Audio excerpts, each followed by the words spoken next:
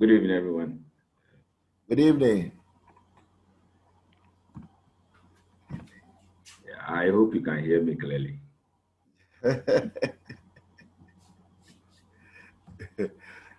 We can hear you. We can hear you very well. Um,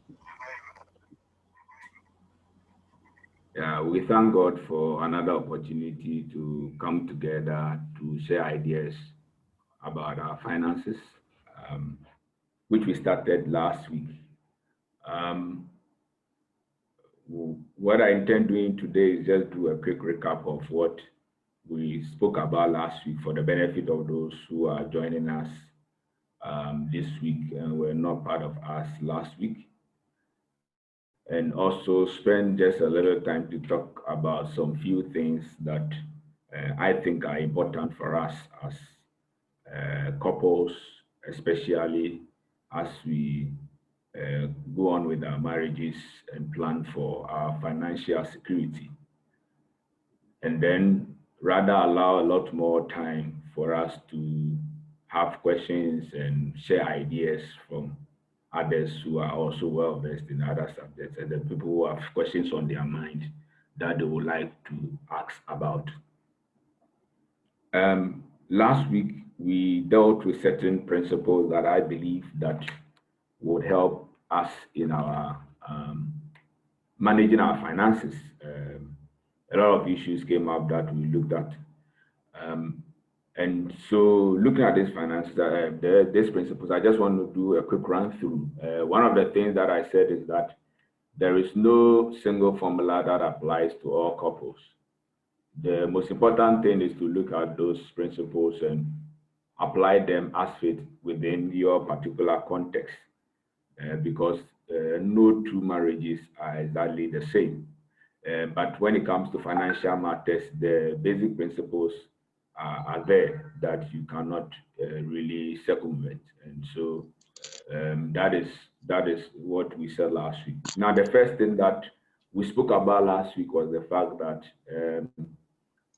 we needed to deal with the mindset that we have concerning finances in marriage.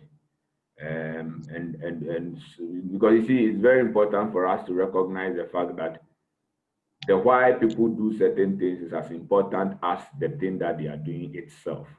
Because if that particular thing they are doing will be sustained, it will depend on what is motivating them. So the once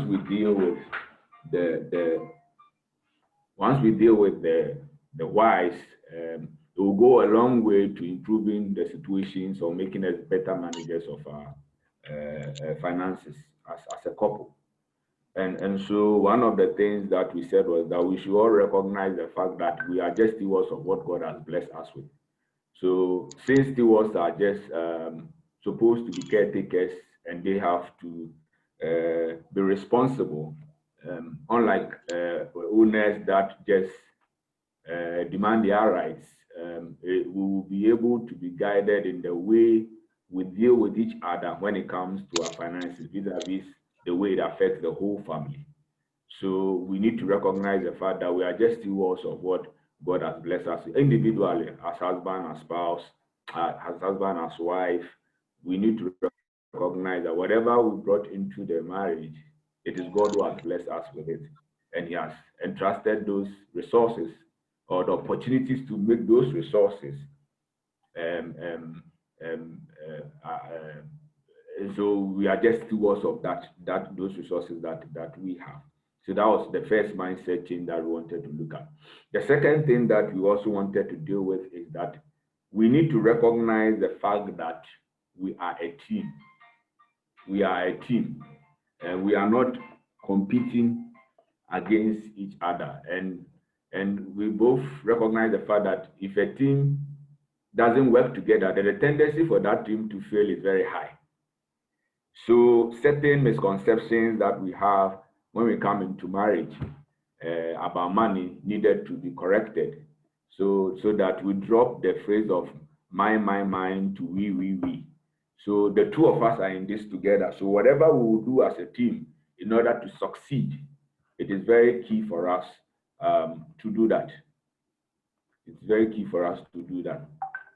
The one of the things that we wanted to talk about is that whatever, or one of the things we spoke about, the issue of teamwork or the partnership, was the fact that our individual money habits will be brought into the marriage, whichever way you look at it. The fact that you are married doesn't mean that if you are someone who is a spendthrift, you automatically stop. It will still be that behavior.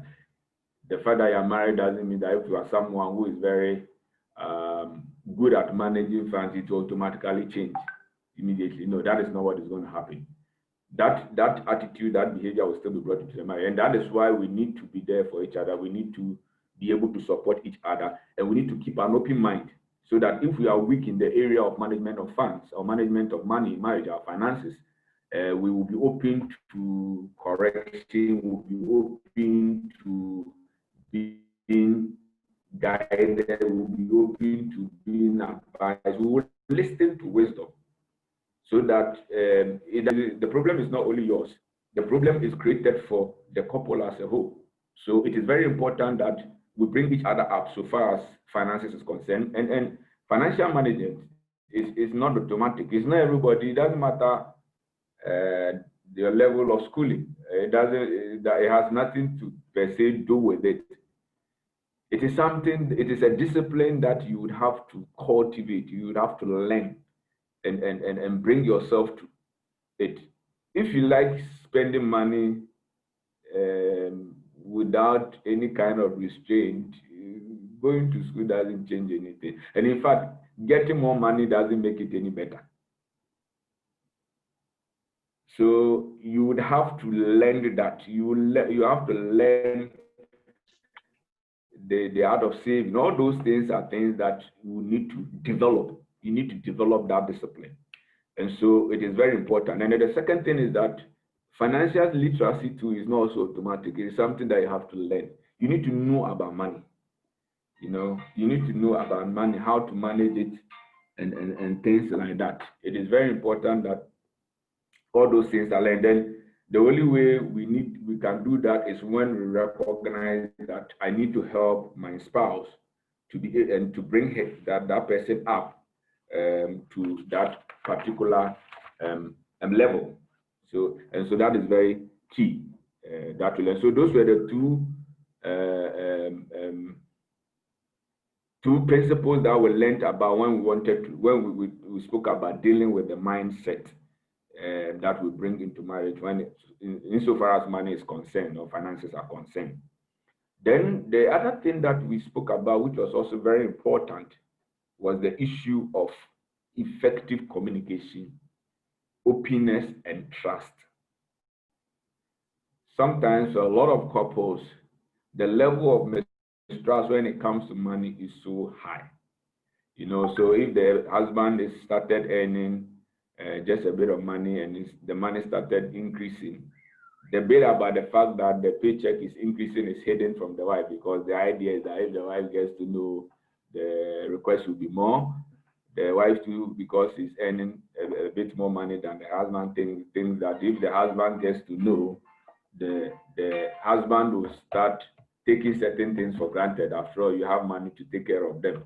So there's so much mistrust. People hide things, but I mean, for a team, that doesn't help. I believe that it is important that we all come to the table with an open mind, with respect for each other, appreciating what each other brings to the table, and then we'll discuss issues about finances openly, without holding back and hiding stuff, because that doesn't help. I believe that once, please excuse me, someone is just a moment. Hello. Yeah. It is very important for us to have discussions that are devoid of mistrust, devoid of suspicion and stuff like that. It should be open, it should be fair, everybody should bring their information to the table, and then together we'll look at how we want to manage our funds as a couple. The plans that we have, how we are going to achieve them, how we are going to accomplish them, all those things should be brought to the table you know, the responsibilities, the kind of expenses that may not necessarily pertain to the couple alone. So for instance, if I'm the one responsible for my parents, I need to bring it to the table and let the spouse understand that this is one, because maybe I'm the only person that can take care of them. I need to bring it to the table and it is discussed. We look at what is available and how are we going to be able to manage all those expenditure. And then that frank discussion goes on, and then we can move ahead.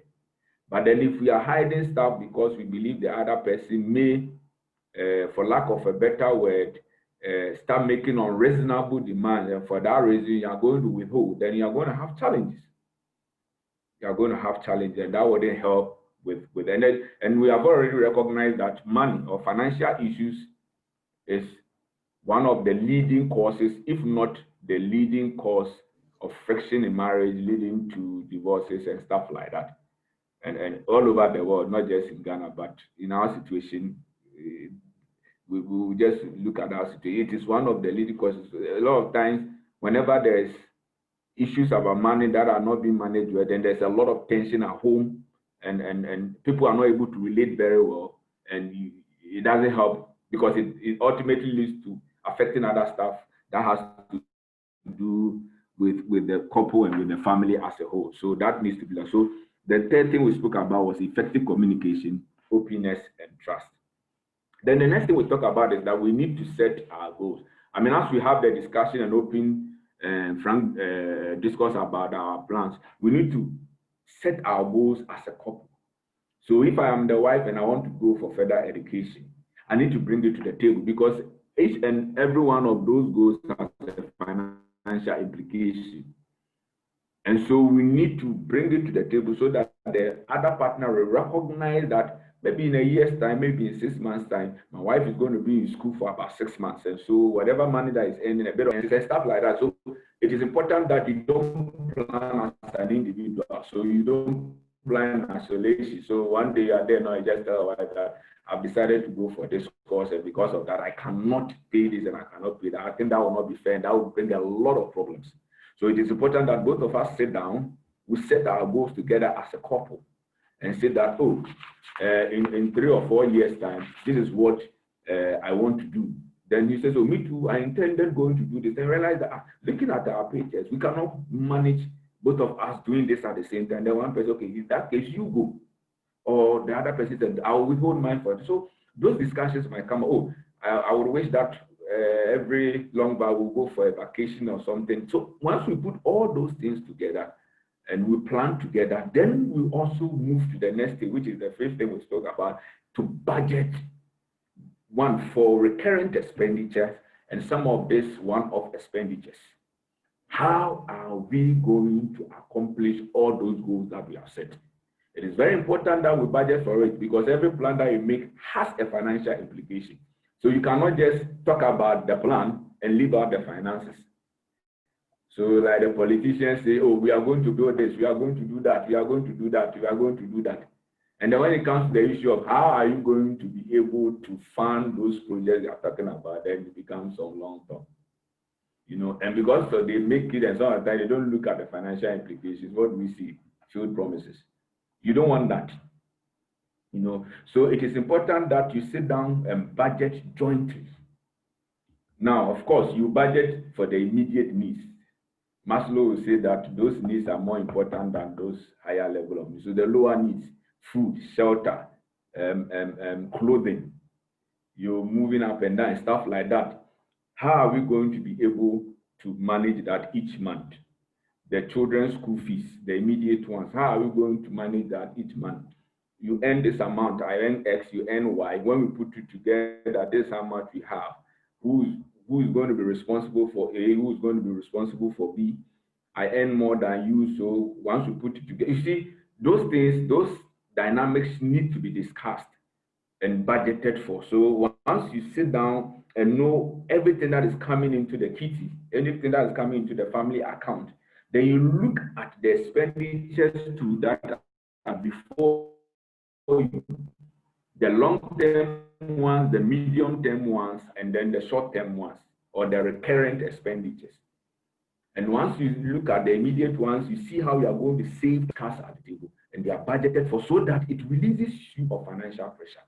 Now, as you budget jointly, it also makes you recognize that maybe some of the things that the goals that you set and you intended to be able to do it at a certain time, based upon what is available now, you may have to reschedule or change the timelines so that you don't put yourself under unnecessary pressure. If MTN data is not good. So all those things need to be once you do the budget, it affords you the opportunity to see all those things. Now, as you the last time we also spoke about where joint account comes in, and I've told you that I have a certain position on that matter. I think that joint accounts are not for everybody. For some people, it works very well. For some, it is a recipe for chaos. The key thing is that there should be a frank discussion, and then a joint decision is taken that everybody can subscribe to. I mean, the couple, each party can subscribe to. Because for some, when they do the joint account, there's so much understanding, there's so much openness, so it works for them. I mean, yet to actually, frankly say, for all those that I know, that started off with putting their money together. When I say that, literally, so their salaries come and goes into one account. It's put in that account, and then everybody spends from that account. It didn't last for most of the people that I know. That would have been the ideal situation, but I don't think for the people I know it works best for them. But I have a hybrid situation where, yes, there are certain accounts that are set up jointly for specific purposes, whilst each and every one of us have our own individual accounts for other stuff. So for me and my wife, we have joint investment accounts, but she holds her account and I hold my account. Even though whatever goes on the account, we openly talk about it, but everybody holds the account, because for some people it is too suffocating. It's like, when you breathe, your eyes have to know it. When you do this, you have to. But not that you are really hiding anything of the sort. You still talk about it, but sometimes you want a little bit of independence and just let the other person have some level of trust that I'm still going to be responsible whichever way. But the key thing is that once there is openness and there is discussion about your finances, it may be my account, but whatever is coming in, you know. And once we have budgeted jointly and we are seeing to each of us, but it really doesn't matter, because at the end of the day, when we share the money, account may just be my pocket money. So I think that for the issue of joint account, I always say that the couple should discuss and then take a position if it works for them. I don't have a rigid position on that. I like the hybrid position. Some bits of joint accounts, some bits of individual accounts. And that works fine. So that was, I think, where we started jumping into some other stuff. So we talked about budget, and then we talked about the next thing we talked about is certain guiding principles that we give ourselves, even though we have come together and budgeted for. Some of this, the issue of tithing, we agree as a college, it's a spiritual responsibility, but once we are a couple,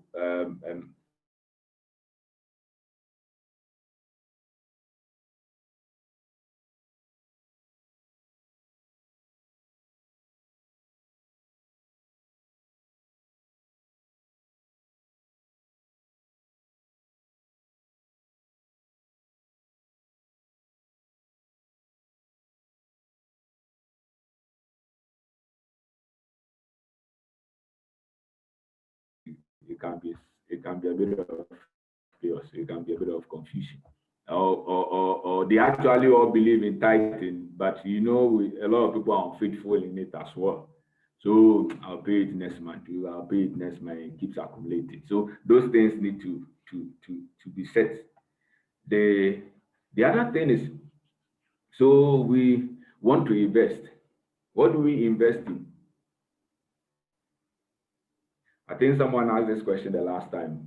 What do we invest in? Before the financial crisis that hit the country a few years ago, we didn't have as much different types of investment anyway. There are some basic ones that are there. I mean, look at it, unlike in the developed countries where you have a lot of options. You have derivatives and stuff like that you can get to. Over here, it's mainly the money market instruments and then equity, what we call the stock exchange, and then people investing in their own business. That was basically it. You don't have a lot of flexibility when it comes to investment. Now the financial crisis has made it even more difficult now. And so when people ask me, I said that now we are also unsure because some of these institutions that collapsed were all regulated. Obviously, because the first thing is to make sure that you are saving with a regulated, but they still went under. And when because they are regulated entities, some people are recouping their fund, but a lot of people do have their money still stuck for one reason or the other. So I would say the safest investment now, until things normalize, would be the money market instruments for now, and that would be government T-bills and then some financial institutions, fixed deposits or mutual funds.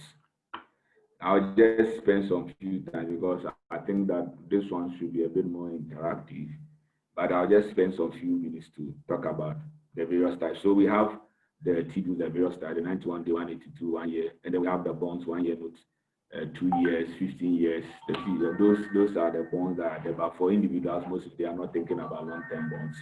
So maybe at most up to 1 year note, the treasury ones, that's the Bank of Ghana's one. Then we have the fixed deposits, then we have the mutual fund. Those two have a lot of different types. The most popular ones are the data bank ones. So the M Fund, that is the EcoBank has their unit, they call it unit something, so money market unit trust or something. It's also a mutual fund. And basically what the mutual fund does is that if I alone was going to put my money into some short-term investment, I will not have the option of doing various different types. The typical, I don't want to put all my eggs in one basket. But the mutual fund company takes and then they invest in specific instruments. So for M Fund, they will just do CDs, that's certificates of deposits. They will do fixed deposits. They will do T-bills. So those short-term money market instruments, and they actually state the investments they do in their brochure. So because they have taken all of us our money and put it together, it becomes a huge sum of money. They have negotiating power. They have people who are expertise in looking at the kind of investments that they do just a little bit. I think a small portion of equity, stock exchange, that is stocks. M Fund is purely money market opposite. So they do a bit more.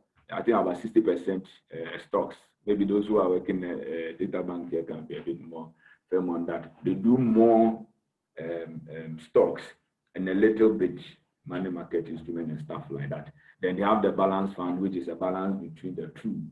And then they have some other investment. Data bank, EcoBank has that. In fact, there are a number of them, but basically the money market, the mutual fund is basically you collect all our money and then divide it into various units. So I have 1 share of the money, 2 share of the money based on how much money that I put in. So let's say if there are 10 people and we all bring 100 cedis,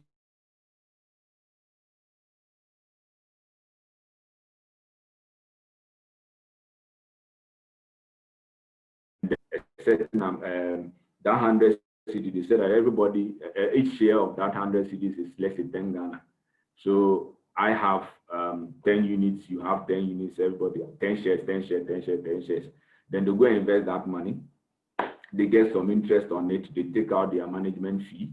And then whatever value that is left of the total. So let's say if the 1,000 Ghana increased to about 1,500 after they take their money, Then they divide it by the number of shares that we all have. And because you are 10, that will be 100. Now, once you divide that you are going to redeem or want to withdraw, they just sell a number of your shares, and then you get your money. And the other good thing about the mutual fund is that it operates almost like a savings account. And the thing is that because you can easily go and redeem your money, I think within 2 days, 3 days. The EcoBank one takes about 5 days, but I think the Data Bank is about 2 days. You should be able to sell whichever portion you want to sell and redeem. You will go and say, I want to withdraw this, but actually what they do is that they sell. Because there is a ready market for it, somebody wants to also buy. So they always have people, if it's nobody, but they will buy it themselves and then use their money, and another person will come in and take it. So that is the advantage of it, except that, of course, the relationship between risk and return. You know, the lower the risk, the lower the return. The higher the risk, the higher the money they were getting was huge. The risk was high, you know. And so the investment that has a very high return, it doesn't work that way. So that's something small on mutual funds. And I think once questions are asked, it becomes a bit more easier to get a. But there is one thing I also believe that if you have, okay, I mean that's a position that I think is right. If you have some money you want to invest, and you want to invest it into a business, that I think is also a good idea. So if you can do your research and find a very good that can, you have research on it and know that this one will pay off. That is also a good way to invest your money. Of course, it will take a bit of time, but at least you would have got the second source of income. So sometimes when people ask me, I say one of the best ways is also to invest in your own business. So yes, because you are diversifying some bit in financial instrument and some bit also in your own business of some kind. Like I know our boss have started doing poultry and stuff like that. Those are all businesses that you can put your money in, so far as you do your research. The key thing is to do your research, develop a good business plan, do some projections before you go into it so that you don't end up being disappointed or unprepared. Talk to people who are already in it, get some ideas to how to get it done, and then do that on it. One other thing I wanted to talk about was insurance. I think that insurance in our country, despite all the companies and the noise they are making, the penetration is very low because there is still a lack of good understanding about insurance. Now we have a lot of hybrid products on the market when it comes to insurance, which is actually the field of work that I find myself in. You know, but I'm just going to dwell on the part that would be a bit more interesting to us. So insurance is about transfer of risk, basically. So this time, the products are being developed in a way that you get some protection, and you get some investment. You know, and because sometimes those who sell the products do not explain the thing very well to people. A lot of people look at insurance as if it is just investment. And so I've spoken to people that have certain bad experiences with insurance companies for a reason. They don't really consider insurance as an option. But for instance, assuming I want to protect my life so that, God forbid, but if I'm not there tomorrow, the education of my children to university is secured. Insurance can do that. So I buy an insurance educational policy that will protect my life for a specific amount of money, say 100,000 or 200,000, you know, and then also be paying something bit small to save on the side.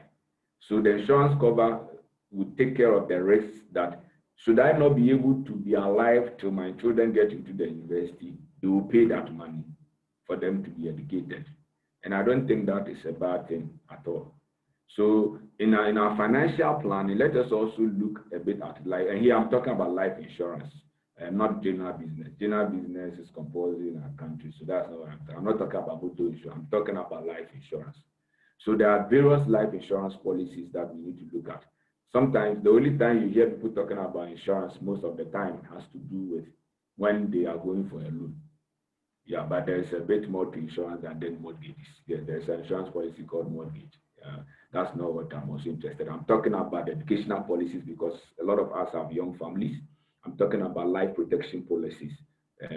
Those are things that we can also invest some money in so that we can also secure the financial.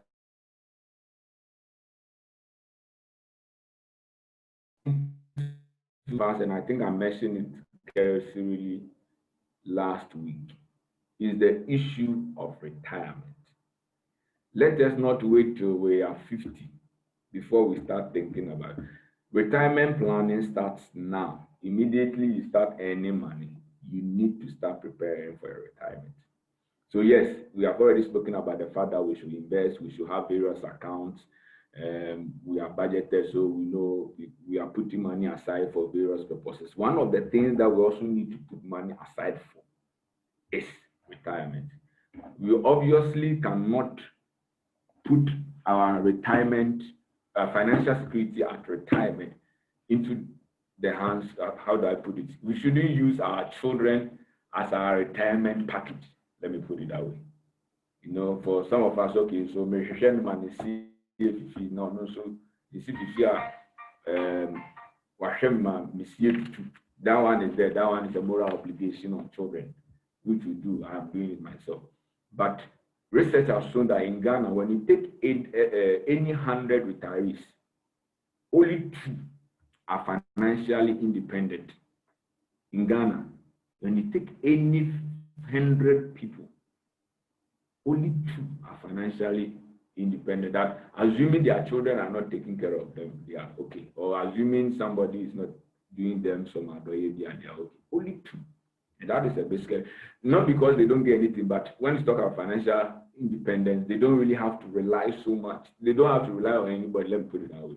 Whatever savings, whatever arrangement, whatever planning they have done, it is able to take care of them, like say, for 25 more years, if they so desire. So a little more thought has to go into retirement planning. And I want to speak a little bit on this one because I think it is key and it is very important. So we used to have the old pension scheme, and it went away, and we got the 3-tier pension scheme under SSNIT, the 3-tier pension scheme.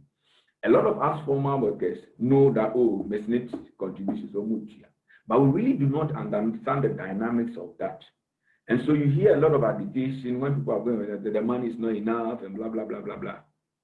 It's because we are not prepared enough. In fact, the 3-tier pension scheme was supposed to come and solve a problem, but still the problem persists. I'll give you a typical example.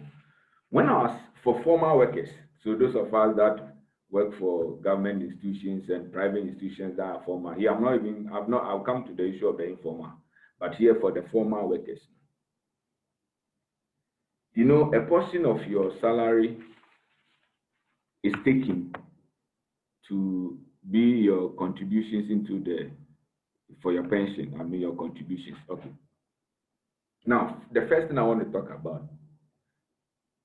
the percentage that is deducted from your salary is based upon your basic salary and not consolidated. So if you are working for an employer who pays you a lot of allowances, but gives you a small basic, and at the end of the day, your take-home salary is big, please, you are doing yourself a bit of disservice there if you are not having an alternate plan.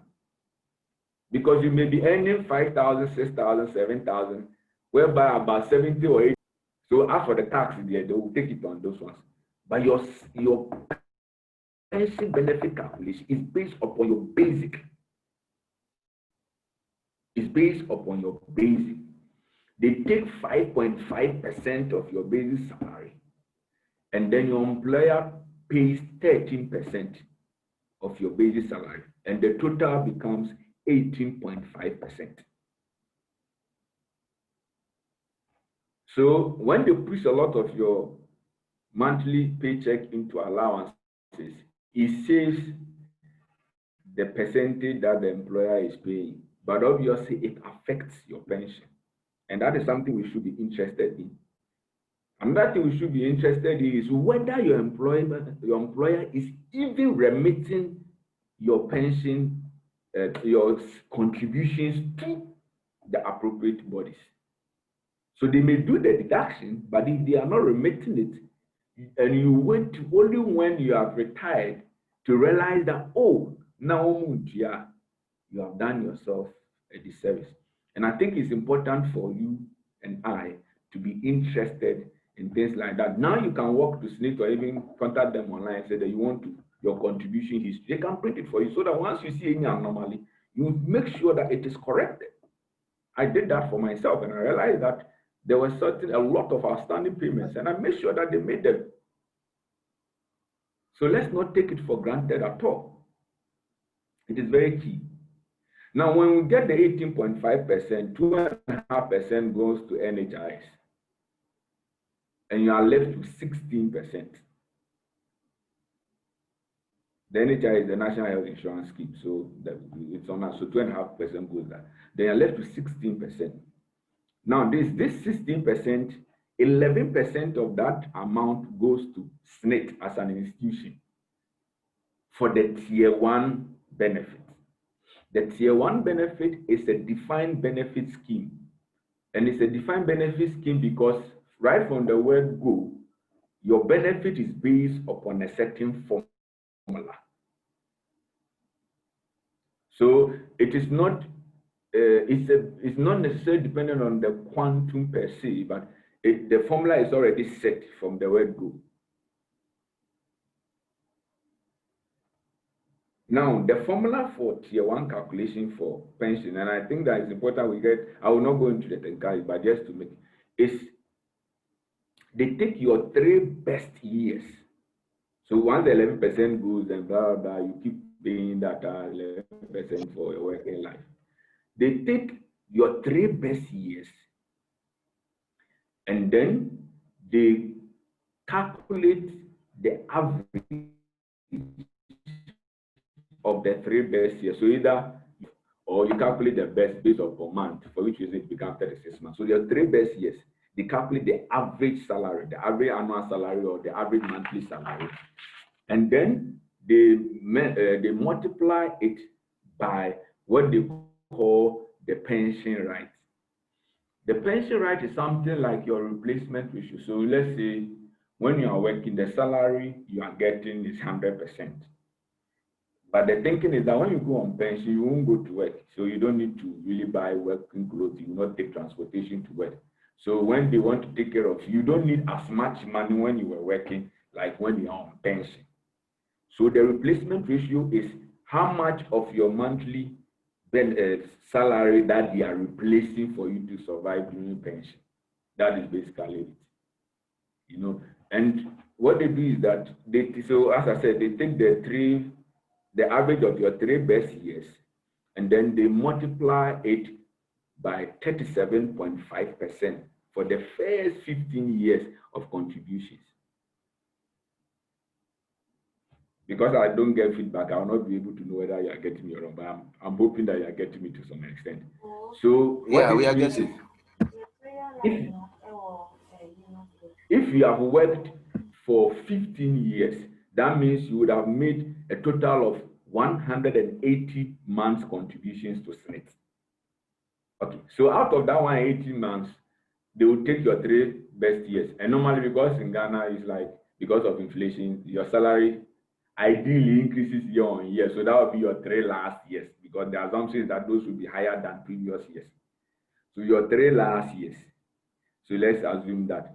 Take the average and then multiply, if it's the annual average that they took, then they will multiply it for 37.5% for the first 15 years.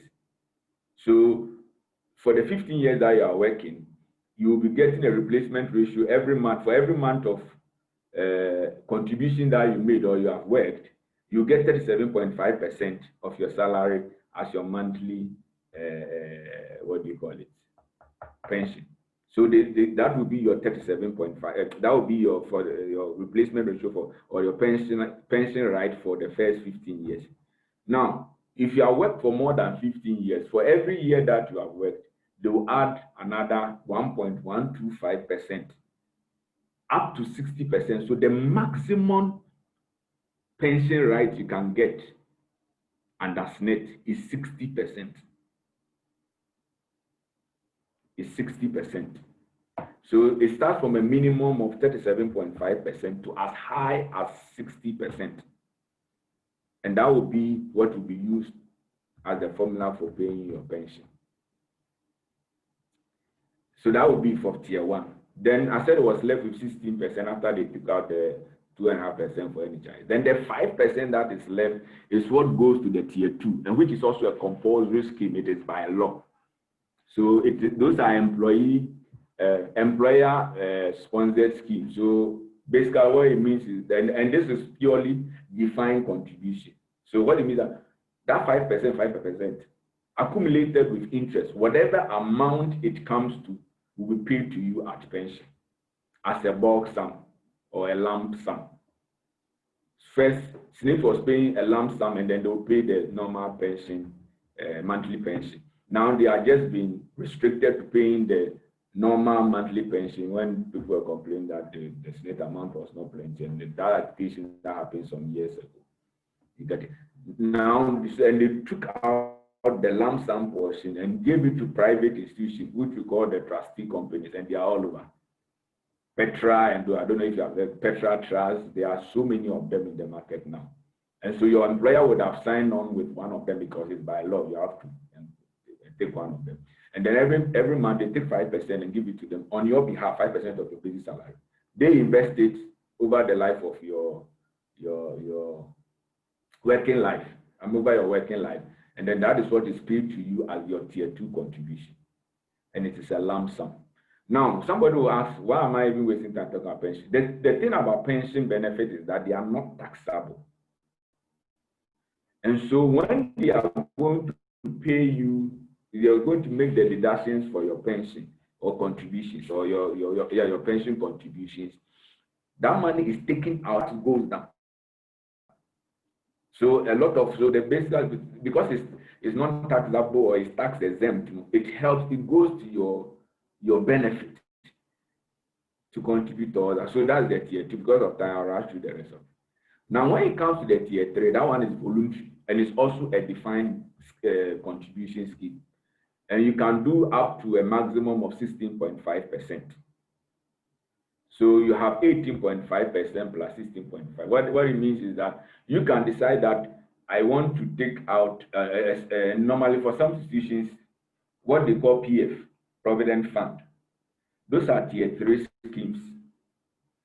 So maybe in your company, they have a tier 3 scheme, or they have a pension Provident Fund, and they say it's voluntary. If it is there and you can, please join, because you still have some tax savings. You are deferring enjoying that money, but you not pay tax on it, and then it will accrue interest for you after some years. And you see, the thing with Provident Fund is that the law of, what do you call it, the law of compound interest. It starts small, but it goes up quickly.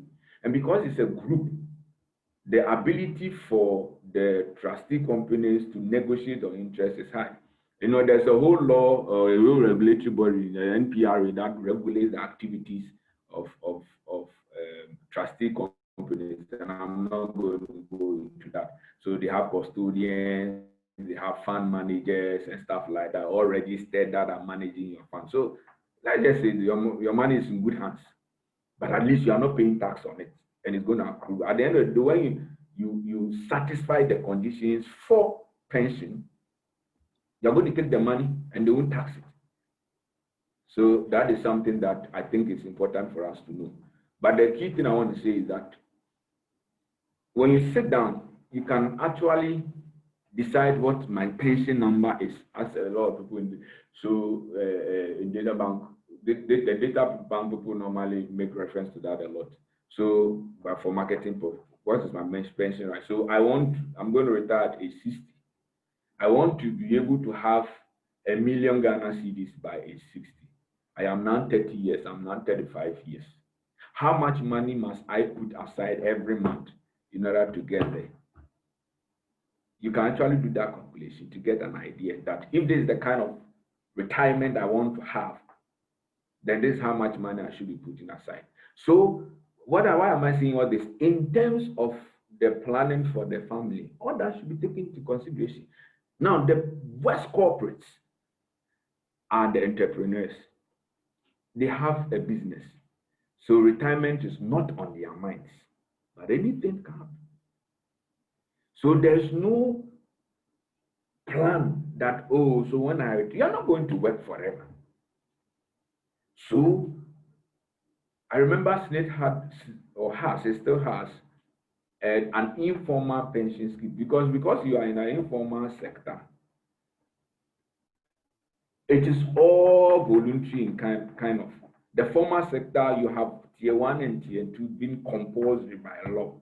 But the informal sector is voluntary, but the benefits are still the same in terms of the fact that if you're able to put that money aside, then you'll be able to have the kind of retirement that you are planning for.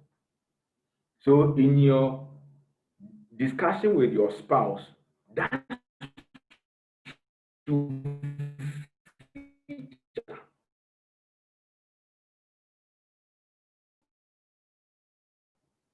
because it is only at retirement God take care of us, but because the body has grown and is growing weaker, you have various size good.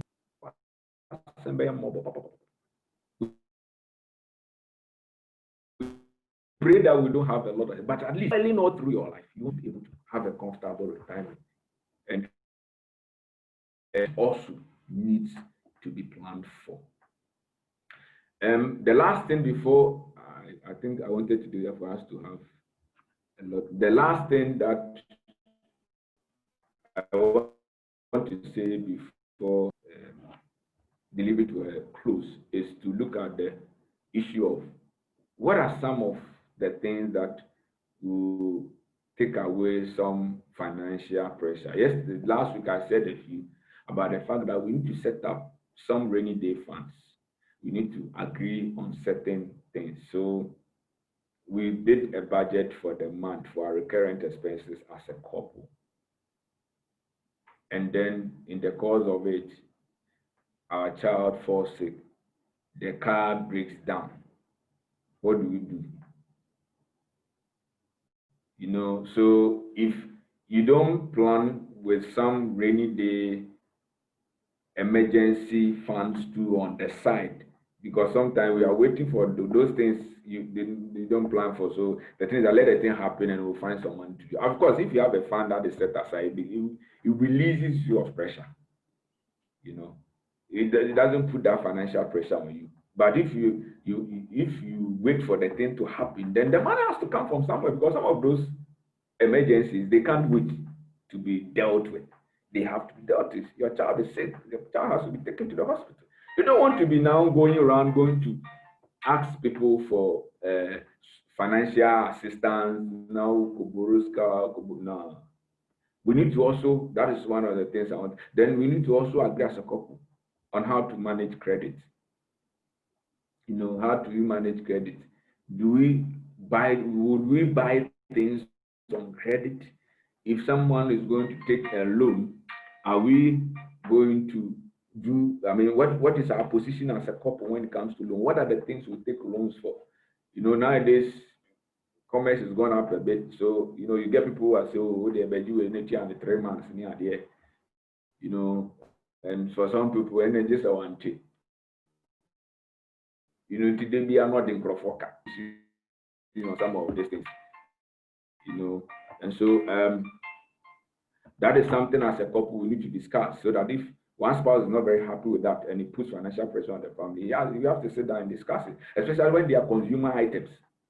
You know, when they are consumer items, they are not really generating any income and they are not essential. You want to agree. And some of this, you don't just get angry and start throwing tantrums. So they are not saying scanning again, but you need to sit down and have a frank discussion that looking at what is coming and looking at the plans we have. Some of these things you need to plan for if they are not very necessary. Like communication, openness, fairness, mutual respect, and most importantly, discipline will help keep the family on track and keep the family secure and keep the family financially sound for the benefit of everybody. I think at this point I'll pause or I'll stop and then maybe we'll have questions so that if there's anything else we want to talk about, then we'll deal with that. So over to you, Lisa. All right, thank you very much, our speaker. Very deep, very intricate explanation of our taxes and the TS 1, 2, and 3. There are a few questions in the chat room, and I would like to bring some out. I think some you've answered already, but for the benefits of those who join later. Which investments with compound interest opportunities are available now? That is the first question that came from someone. Yeah. Should I respond to that one? Yes, please. You can. I know you've handled that already, but I think the person joined later. Yeah. So please, yeah. Okay. No, so what I'm saying is that it used to be a lot more, but now I would say for safe investments, go with my personal record. What I'm personally doing now is fixed deposits with sound institutions. So when I say sound institutions, I'm talking about the banks that have been recapitalized. So unfortunately, when it comes to the bank and fixed deposits, their minimum balance for quite a number of the banks, if you want to do a fixed deposit, they are looking at 20,000 upwards. That's quite high. So because you will not be able to do that, then you can do T-bills or mutual funds. Because what the mutual funds companies do is that they use your money to buy some fixed deposits, some T-bills, and some others. So you can do a bit of mutual funds, a bit of T-bills itself, and then I would say what some people are also doing now, they buy dollars because in Ghana dollar costs.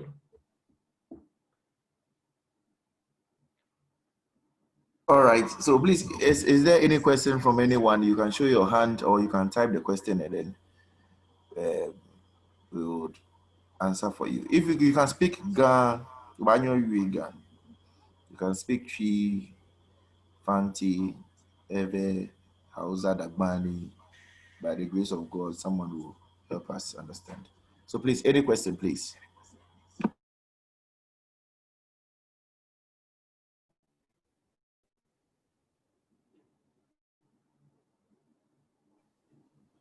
Miss the explanation of the one, please, unless I am wrong. Okay, can I ask the question? Yes, please. Yes, please. You can. Oh, okay. So, you mentioned something about the educational policy. Okay.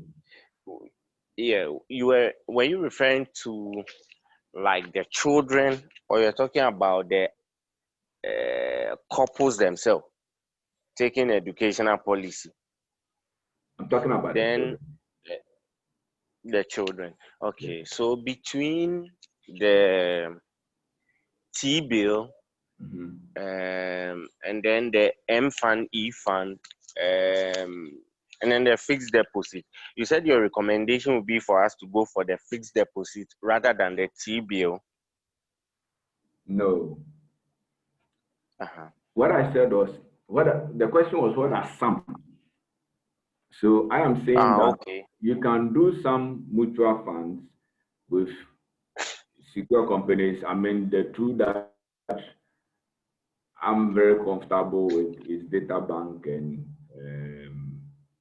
EcoBank. And that is me. But I'm sure there might be one or two. You see, the challenge is that for some, I have some with other institutions, but the crisis have destroyed my confidence in a bit more of the institutions. So I want the very big ones. So that is for the mutual funds. As for T-bills, is secure because it's government borrowing. So you just buy through institutions by actually lending money to the government, basically, and they'll pay.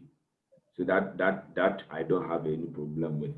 If only because normally with T-bills they have the primary dealers and then the secondary dealers. So they are just resellers. So they'll go do the bidding, come and sell, and then the government pays and they don't give you money. So T-bills, mutual funds, the fixed deposits. Come again. If I should push you to the wall between the fixed deposit and then the T-bill, which one? If you have the option to take one, I will go with fixed deposit if only I know which institution is giving me that fixed deposit. Because what they basically do for the fixed deposit is that the return is a little bit more than T-bills. In actual fact, this is how they set it. They set it, and when they normally do T-bill plus some percentage points. So they use the T-bill rate as the base. But I would like to know which institution is. So if it is a bank, then yes. But except that the banks, at least the last time I checked, the minimum amount they require for you, like me, an individual coming to do a fixed deposit, are quoting like 20,000 and stuff like that. So if you have a bank that can actually give you some amount that is within your rate, and you see the thing is that the T-bill, you can always check the rate. It is not hidden. You can always check the rate. So if I compare the rate that I'm being offered with the T-bill and it is higher, why would I go for T-bill? Because they basically work almost the same way. It's for a fixed tenure, and at the end of the tenure, they give you your money and interest. Okay, so the last one. Sorry, I'm asking the question. Oh, no, don't worry.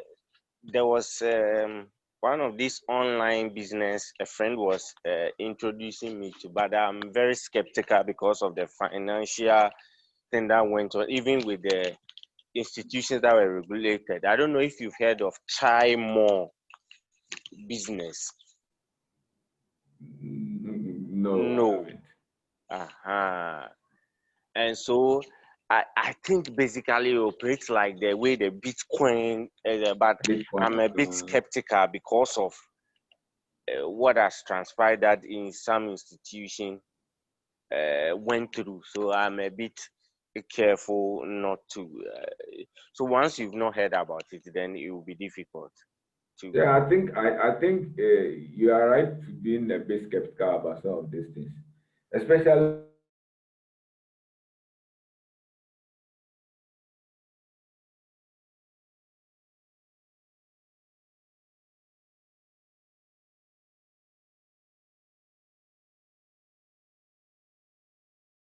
What promises about the kind of return, because like I said, it's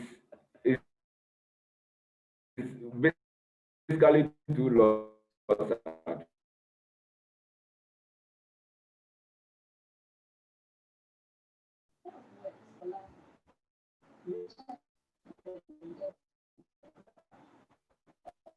You know, so because your stocks can actually go to zero.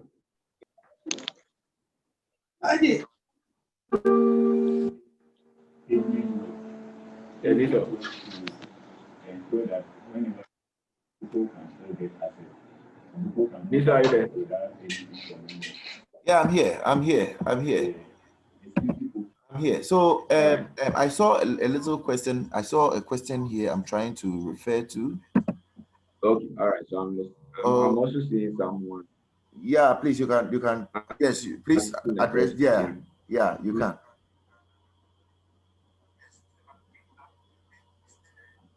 Can we access any of the tiers? I see it as an opportunity for interest-free money to start my business.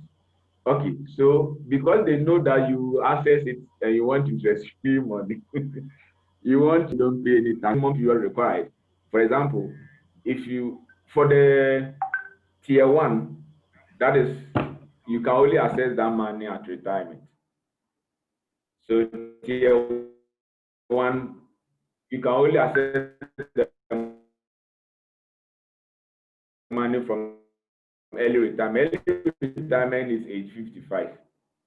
So from age 55, 56, 57, 58, 59, the retirement age of 55. So early retirement, you must be 55 and I think a certain number of years of contribution. And that one is not box sum, it is pension. So they pay you monthly pension for a fixed number of years for your life, and then guaranteed for a fixed number. You're talking about whoever. Now let's come. It's normally tier 2. Tier 2 is also regulated. It is compulsory, so it's regulated. For tier 2, you cannot access the money until retirement again. The one you can talk about is the tier 3, which is the voluntary one. So it is still tax exempt, but you are supposed to keep the money for a certain number of years, things for about 10 years. The fixed number of years, which is the 10 years, then you will be taxed 15% of the amount. So you realize that when the contributions were done, they were tax exempt because government knew that you're going to keep the money there, but you depend on the, I've forgotten the exact number of years. You get it? If you do not keep the money for that number of years and you go and access the money, then the trustee company will tax it 15% and pay it to the. So I don't know if that answers your question. I want to believe you've answered the question. Yeah. So please, our time is gone. Can we have the last question and then we can round up? Speaker. Okay, I'm saying, can you please throw a little light on fixed deposit? So let me explain it this way. All right. So for fixed deposit, it works like this. So you go into an agreement with fixed deposit is actually a debt instrument. So you are lending money to somebody. Okay. So when you are lending money to somebody, so you say, okay, so I'm lending you 1,000 Ghana cedis. So they have the 91 day, 182. That is 191 days, 3 months, 182 is 6 months, and the 1 year is 1 year. That's what you say. So you go. So let's say if the bank, I'm doing a 91 day fixed deposit. So I go to the bank. I'm lending the money to the bank. You get it? The bank tells me that for this money that you are lending to me, I'll pay you an interest of 10%. You see, and then it's agreed. Then they issue you a fixed deposit certificate. Okay. So what that means is that they are going to keep your money for 91 days. And at the end of the 91 days, they pay you your principal and the 10%. Now, let's say that you have given them the money. Halfway through the period, you decide that you want your money back. You did not wait to maturity. What they do is that they have a vesting schedule. For some, if you come and collect, let's say if it was a 3 month, and within 1.5 months, they will just give you your principal back. They won't pay any interest. So what it means is that if you don't travel beyond half, the interest component that you get is 0. And then after that, maybe up to 3/4 of the period, they will give you about 30%. But it varies. So what it means that the agreement is that you let them keep the money till the end, then they'll pay you the full amount. Any time earlier than the agreed period that you go for the money, they'll take. In fact, they take it even for T-bills. If you do T-bills, and it works almost the same way. If you do T-bills and you don't wait to maturity, and you go and cash in, or you go and redeem the T-bills, the penalty that is slapped is huge. You may have gone like 3/4 of the period and it's just left with 1/4, but you won't get like half even of the interest. So that is how it works. So you just lend money to the institution, and the institution will add the interest on it at the end of the period for which you lend them the money, and then they'll take it. Then that is basically how fixed deposit is. Yeah, so I don't know, that makes the explanation. Okay. Please continue. No, I just missed the explanation on tier 1. Quickly, every month when you work in your formal worker, your employer takes 5.5% of your basic salary, and then they will add what do you call it, 13.5%, 30%, sorry, totaling what, 18.5%. So, and then that will become the contribution that they take out every month. Out of that contribution, 11% will be paid to SSNIT. That 11% that will be paid to SSNIT, that is what is the tier 1 contribution. The one that will be used to pay your monthly pension when you go on retirement every month. So that is the tier 1. That is handled by SSNIT. Tier 2 is handled by private companies. There are various of them, and that's what I mentioned, Petra Trust. We have their names. There are so many. Almost all the insurance companies have their trust companies, and there are a lot of the banks do have trust companies. So they will handle the tier 2, but the tier 1, that 11% that will be paid to SSNIT, and that 11%, in order for you to qualify for pension, you would have to make a total of 180 contributions or contributions for 15 years. That is 15 times 12. I think it's 180. Yes, 180 contributions.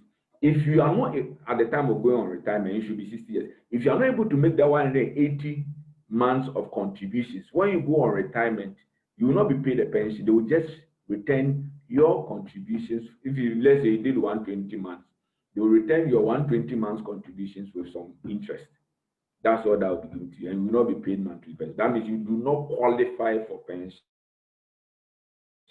because you didn't meet the criteria. But if you qualify for pension, you would have made the minimum. So let's say for pension.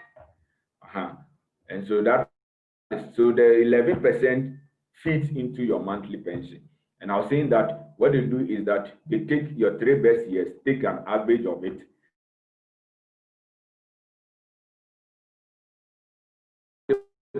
multiplied by 37.5% for the first 50 years, which basically means that if you work for only 15 years, will be 37.5% of it. That's what they call the pension, right? 0.5% plus 1 increasing till it gets to 60%. It doesn't go beyond 60%. So the highest replacement ratio for you as an individual out of your monthly is 60%. So you not buy shoes, you not buy car, you not buy food, you not take transportation. So you don't spend as much as when you are working. I hope that explains it a bit.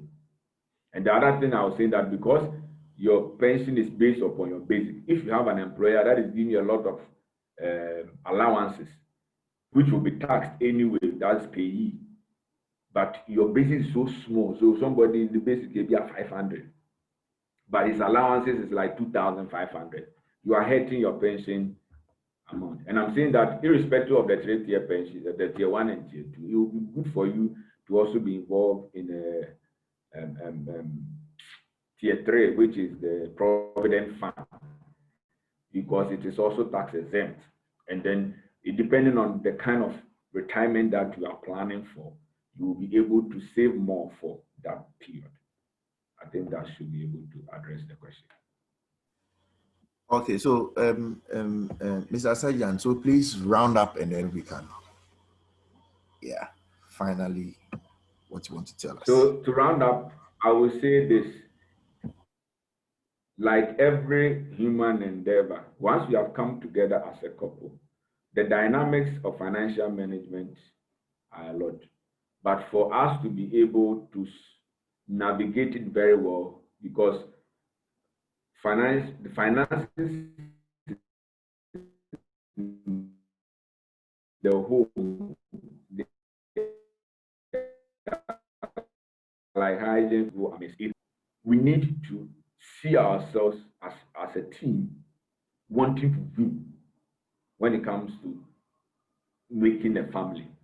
So as we come together, let us sit openly, frankly, with a lot of trust and mutual respect, and deal with the issues that have to do with our finances and plan You know, they say when you fail to plan, then you are planning to fail.